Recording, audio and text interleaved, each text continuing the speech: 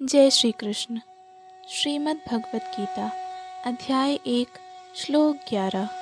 अयनेषु च सर्वेषु यथा भागमवस्थिता भीष्ममेवाभिरक्षन्तु भवन्तः सर्व एव हि। अतएव सैन्य व्यूह में अपने अपने मोर्चों पर खड़े रहकर आप सभी भीष्म पितामह को पूरी सहायता दें। अर्थात भीष्म पितामह के शौर्य की प्रशंसा करने के बाद दुर्योधन ने सोचा कि कहीं अन्य योद्धा यह न समझ लें कि उन्हें कम महत्व दिया जा रहा है।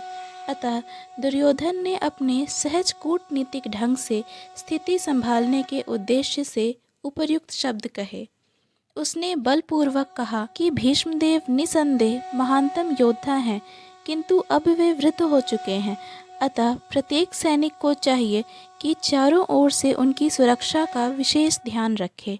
हो सकता है कि ये किसी एक दिशा में युद्ध करने में लग जाएं और शत्रु इस व्यस्तता का लाभ उठा ले। अतः यह आवश्यक है कि अन्य योद्धा मोर्चों पर अपनी अपनी स्थिति पर अडिग रहें और शत्रु को व्यूह न तोड़ने दें। दुर्योधन को पूर्ण विश्वास था कि कुरुओं की विजय भीष्मदेव की उपस्थिति पर निर्भर है। उसे युद्ध में भीष्मदेव तथा द्रोणाचार्य के पूर्ण सहयोग की आशा थी, क्योंकि वह अच्छी तरह जानता था कि इन दोनों ने उस समय एक भी शब्द नहीं कहा था जब अर्जुन की पत्नी द्रौपदी को असहाय अवस्था में भरी सभा में नग्न किया जा रहा था और जब उसने उनसे न्याय की भीख मांगी थी। यह जानते हुए भी कि इन दोनों सेनापतियों के मन में पांडवों के लिए स्नेह था, दुर्योधन को आशा थी कि वे इस स्नेह को उसी तरह त्याग देंगे जिस तरह उन्होंने द्यूत क्रीड़ा के अवसर पर किया था। अध्याय 1 श्लोक 12। तस्य संजनयन् हर्षं कुरुवृद्धः पितामहः सिंहनादं विनद्योच्चैः शंखं दध्मौ प्रतापवान। तब कुरुवंश के वयोवृद्ध परम प्रतापी एवं वृद्ध पितामह ने सिंह गर्जना की सी ध्वनि करने वाले अपने शंख को उच्च स्वर में बजाया, जिससे दुर्योधन को हर्ष हुआ।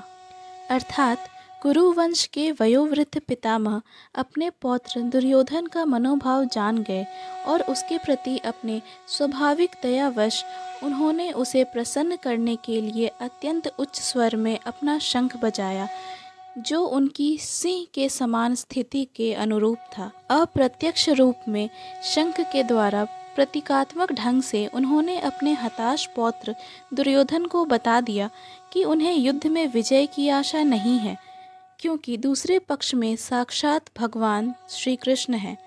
फिर भी युद्ध का मार्गदर्शन करना उनका कर्तव्य था और इस संबंध में वे कोई कसर नहीं रखेंगे। जय श्री कृष्ण।